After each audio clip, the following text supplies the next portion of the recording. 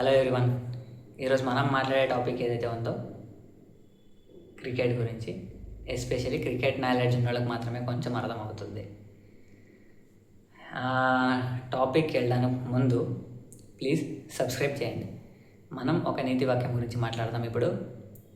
అదేంటంటే, మనకి ఒక గురువు, ఒక మెంటర్, ఒక పేరెంట్స్ కానీ, టీచర్ కానీ, వీళ్ళు ఏదైతే ఉన్నారో అలాగే మనకి ఒక కోచ్ కూడా.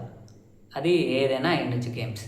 Okay, especially volleyball, throwball, kabaddi, kho kho, badminton, as usual cricket. కోచ్ని అలాగే భావిస్తాం. ఓకే, ఇప్పుడు మనం ఏంటంటే ఈ కోచ్ గురించి ఎందుకు చెప్తున్నానంటే, ముందు మనోడిని బాగా వేసుకుంటాను అనమాట కోచ్ని. చెప్తాం కదా, ఇప్పుడు నా థంబ్నెయిల్ చూసింటేనే అర్థమవుతుంది.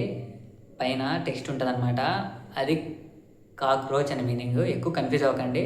ఆ హెచ్ కింద ఉంటుంది, హెచ్ పైన కింగ్ సింబల్ ఉంటుంది కదా. మన బాస్ గురించి చెప్తాం కొంచెం ముందు వెళ్ళాక. ఓకే, ఇప్పుడు టాపిక్కి వెళ్ళిపోదాం. టాపిక్ 1 ఏదైతే ఉందో, శ్రేయస్ అయ్యర్ ఎందుకు టీమిండియాలో లేడు. టాపిక్ 2, రోహిత్ శర్మ, విరాట్ కోహ్లీ ఎందుకు రిటైర్మెంట్ ఇచ్చారు, అన్ఎక్స్పెక్టెడ్ది. ఓకే, టాపిక్ 3, బీసీసీఐ పాలిటిక్స్ ఏముంది, ఇప్పుడున్న బీసీసీఐకి ముందున్న బీసీసీఐకి తేడా ఏంటి. సింపుల్. నేను ఇదంతా ఏదైతే చెప్తున్నానో జస్ట్ ఇట్స్ మై ఒపీనియన్ అంతే. నాకు ఇలాగ అనిపించింది. ఏమో మేబీ ఇది జరుగుతుండొచ్చు అక్కడ. అంటే ఇప్పుడు జరుగుతున్నవన్నీ అలాగే ఉన్నాయన్నమాట. సో ఇప్పుడు మనం శ్రేయస్ అయ్యర్ గురించి మాట్లాడుకుందాం, సరేనా. శ్రేయస్ అయ్యర్ని ఎందుకు తీసుకోలేదు భయ్య టీంలోకి, నాకు అర్థం కాదు. ఈ జరిగిన ఐపీఎల్లో 50+ స్కోర్ ప్రతి మ్యాచ్, 175 స్ట్రైక్ రేట్ ప్రతి మ్యాచ్, 600+ స్కోర్. మరి ఏంటది, ఇంకోటి ఉంది, నంబర్ 3, నంబర్ 2, నంబర్ 4 ప్లేస్. ఏ టైంలో ఏ ప్లేస్లో ఆడాలో ఆ ప్లేస్లో వచ్చి పాపం అంతా బాగా ఆడతాడు. చాలా ఏళ్ల తర్వాత పంజాబ్ ఫైనల్స్కి వస్తుంది. ఎవరి వల్ల? శ్రేయస్ అయ్యర్ వల్ల. ఏం తక్కువైంది? వీడు అక్క పక్కన కానీ ఇలాగ ఆడిన వాళ్ళు ఎవరు లేరు ప్లేయర్స్లో. పాపం వాడు దరిద్రం ఏంటో, మొన్న ముంబైతో కూడా ఓడిపోతారు పాపం డొమెస్టిక్లో. బాధేస్తుంది కదా. సరేనా, అట్లా. దాని తర్వాత యాజ్ ఏ క్యాప్టెన్ ఢిల్లీని ఫైనల్స్కి తీసుకెళ్తాడు చాలా ఏళ్ల తర్వాత. కేకేఆర్తో కప్పు కొట్టిస్తాడు చాలా ఏళ్ల తర్వాత. పంజాబ్ ఫైనల్స్కి వెళ్తుంది చాలా ఏళ్ల తర్వాత. ఓకే, ఇంకో విషయం ఏంటంటే, ఈ కేకేఆర్ కప్పు కొట్టించాడని చెప్పాను కదా మిడిల్లో. అదే టైంలో మన గంభీర్కి కూడా ఆ టీం కోచ్ అనమాట. గంభీర్ అండర్లో శ్రేయస్ అయ్యర్ ఆడాడు. ఇక్కడే ఏదో జరిగిందని నాకు పెద్దగా అనిపిస్తుంది.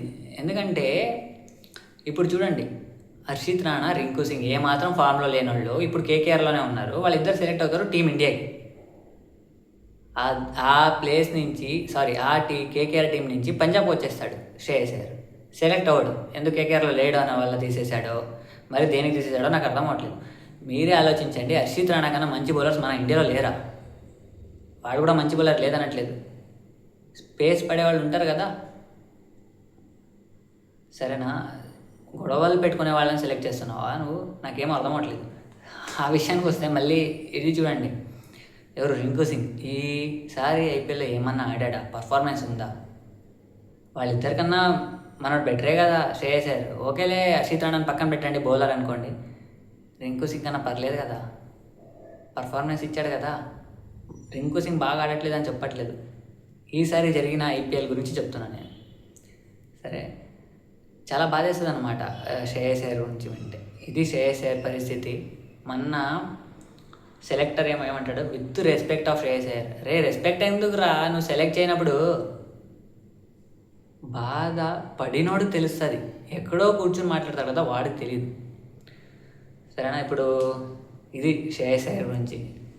ఇదంతా జరిగింది ఎవరి వల్ల? మన కోచ్ వల్లే అనిపిస్తుంది. నాకెందుకు గట్టి నమ్మకం ఉంది దీనిపైన. ఇంకోసారి చెప్తున్నా, ఇది నా ఒపీనియన్ అంతే. ఓకే, రెండోది వచ్చేసి రోహిత్ శర్మ అండ్ విరాట్ కోహ్లీ రిటైర్మెంట్. మీరు ఆలోచించండి, Rohit Sharma, Virat Kohli T20 world cup గెలిచిన తర్వాత ఇద్దరు రిటైర్మెంట్ చేస్తారు.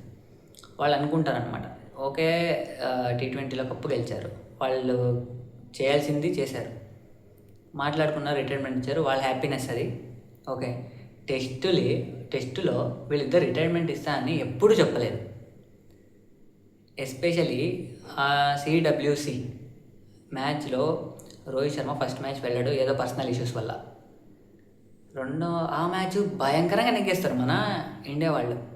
మళ్ళీ రెండో మ్యాచ్ రోహిత్ శర్మ వెళ్తే ప్లేయింగ్ 11కి ఏమవుతుందో తెలియదు. రోహిత్ శర్మ వచ్చాడేమని డిసప్పాయింట్ అయ్యి ఆడలేదేమో నాకు తెలియట్లేదు, ఆడలేదు ప్లేయింగ్ 11లో, మ్యాచ్ ఓడిపోతారు. దాని తర్వాత రోహిత్ శర్మ కూర్చుంటాడు. చూడండి, ఇది very rare case. As a captain అయ్యి వాడు టీంలో కూర్చొని టీంని సపోర్ట్ చేయడం ఎప్పుడూ చూడలేదు నేను ఇంతవరకు. ఒరే నీ ఫామ్లో లేనరా, మనోళ్ళు ఫామ్లో ఉన్నారు, మనోళ్ళు ఆడిని అని కూర్చుంటాడు.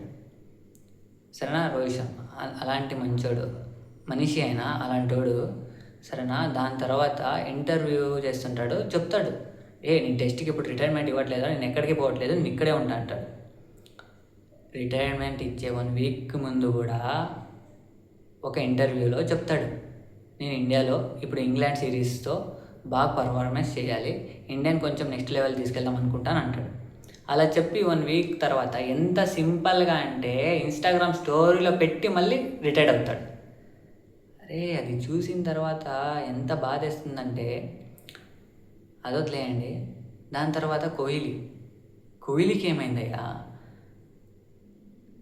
ఐపీఎల్ బాగా ఆడుతున్నాడు, ఓడిఐలో, టెస్టులో, అన్ని దాంట్లోనూ పర్ఫార్మెన్స్ ఇస్తున్నాడు.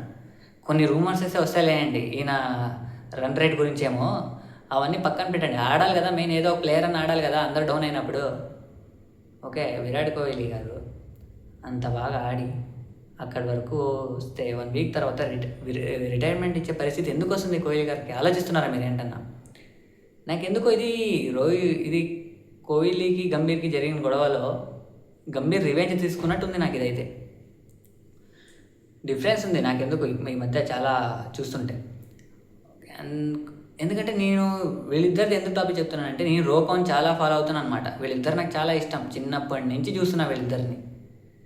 ఇందులో మ్యాటర్ ఏంటంటే మన 2011లో ధోని క్యాప్టెన్ ఉన్నప్పుడు కోచ్ వినేవాళ్ళు, సెలెక్షన్ చేసేవాళ్ళు వినేవాళ్ళు.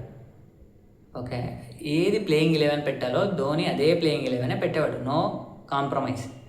ఓకే, దాని తర్వాత విరాట్ కోహ్లీ కెప్టెన్ అయ్యారు, విరాట్ కోహ్లీ కెప్టెన్సీలో కూడా అలాగే అయింది. దాని తర్వాత రోహిత్ శర్మ కెప్టెన్ అయ్యారు, రోహిత్ శర్మ కెప్టెన్సీలో కూడా అలాగే జరిగింది. సో ఇక్కడ కోచ్లు మారారనమాట మనం ఆలోచిస్తే. అనిల్ కుంబ్లే, రాహుల్ ద్రావిడ్, రవి శాస్త్రి వీళ్ళంతా ఉన్నప్పుడు టీమిండియా బాగానే ఉంది.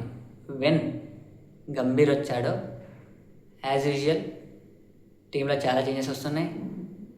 ఓకే, చాలా అప్సెట్ కూడా అవుతున్నారు జనాలు. సో ఇక్కడ నేను ఎందుకు రైస్ చేస్తున్నానంటే, నాకు అనిపించింది ఇదే గంభీర్ ఏమన్నా ఉన్నాడు అనుకోండి ఇంకొన్నేళ్ళు టీమిండియా ఇంకా కొన్ని టీమ్స్ ఉన్నాయి చూడండి. ఫస్ట్ ఏదైనా వరల్డ్ కప్ రావాలంటే కొన్ని వాళ్ళ మ్యాచ్లు ఆడి వరల్డ్ కప్లో ఆడాలంటేనే వాళ్ళు అక్కడ గెలిచి రావాలి. అలాంటి టీంలకు తయారైపోతుందేమో అనిపిస్తుంది. ఓకే, ఇంకోటి వచ్చేసి నేను మాట్లాడబోయేది ఏదైతే ఉందో ఇప్పుడు నెక్స్ట్ టాపిక్ వచ్చేసి BCCI గురించి. నాకు అర్థం కాదు, ఒక క్యాప్టెన్ సెలెక్ట్ చేసే టీంని ఒక కోచ్ యాక్సెప్ట్ చేస్తే అది సెలెక్టర్లు రివీల్ చేస్తారు. ఇక్కడ క్యాప్టెన్ సెలెక్ట్ చేయడానికి ఏం లేదమ్మా. ఒకవేళ క్యాప్టెన్ ఏమైనా సెలెక్ట్ చేశాడు అనుకో, మన కోచ్ క్యాప్టెన్సీని మార్చేస్తాడు మళ్ళీ, అలా కూడా అయిపోతుంది. ఇది యాక్చువల్ జరుగుతుంది. ఇంకోటి చెప్పనా, నాకెందుకో రోకోని అన్ని విధాలుగాను మనం మిస్ అవుతున్నాం అనిపిస్తుంది. ఎస్పెషలీ జరిగిన ఇంగ్లాండ్ సిరీస్ పైన కానీ రోహిత్ని, కోహ్లీని అన్ని రకాలుగా మిస్ అవుతున్నాం మనం. ఎందుకంటే కొన్ని గొడవలు జరిగాయి చూడండి. అదే టైంలో కోహ్లీ ఉండింటే, అదే టైంలో రోహిత్ శర్మ ఉండింటే. సో గిల్ బాగా ఆడాడు, క్యాప్టెన్సీ బాగా చేశాడు, లేదని చెప్పట్లేదు, కానీ ఇంకా కొంచెం బాగా చేయొచ్చుండే అనిపించింది. ఎందుకంటే సీనియర్ ప్లేయర్స్ ఎవరు లేరు. ఓవర్ కాన్ఫిడెన్స్ వల్ల టీంని సెలెక్ట్ చేయడం తప్పు. యాక్చువల్లీ ఇంగ్లాండ్ సిరీస్ పైన మ్యాచ్ డ్రా అవుతుంది, అది కూడా సీనియర్ ప్లేయర్ వల్లే, ఎస్పెషల్లీ జడేజా. అదే జడేజా లేకపోయింటే ఆ మ్యాచ్ నెగ్గి మరి డ్రా చేసేవాళ్ళు కాదు. ఓకే, ఈ ఇందంతా పాలిటిక్స్ జరుగుతుంది. బీసీసీఐ నాకేం చేస్తున్నారో తెలియట్లేదు. నేను ఇంతలా చేంజెస్ ఎప్పుడూ చూడలేదు. నాకు ఎందుకో ఇంకోటి ఏమనిపిస్తుందంటే, ఈ 2027 వరల్డ్ కప్ వరకు రోహిత్ శర్మ, విరాట్ కోహ్లీ ఉంటారని అనిపించట్లేదు నాకు. బాధేస్తుంది. ఎందుకంటే నేను చెప్పాను కదా ముందు, ఒక మెంటర్, ఒక గురువు, ఒక టీచర్, ఎలాగో మేము ఫాలో అయ్యే వాళ్ళం కూడా అలాగే. ఎవరన్నా ఇందులో ఒక్కరు మిస్ అయినా ఎంత బాధేస్తుందంటే, రోహిత్ శర్మ, విరాట్ కోహ్లీ ఏమన్నా రిటైర్మెంట్ ఇచ్చారనుకోండి 2027 లోపల, అంతే బాధేస్తుంది. సో ఇది నేను చెప్పదలుచుకుంది. ఇది టాపిక్ గురించి. ఇదంతా ఎందుకోసం చెప్తున్నానంటే, మన కాక్రోచ్ గంభీర్ గురించి చెప్తున్నాం. ఓకే, ఇంతటితో వీడియో ముగించేద్దాం. ఆల్రెడీ చాలా టైం అయిపోయింది. ఓపిక ఉండాలి కదా జనాలు కూడా చూడడానికి. Okay, thank you guys, follow చేయండి. ఇంకా మంచి టాపిక్స్తో నెక్స్ట్ వీడియోలో వస్తాం. బై.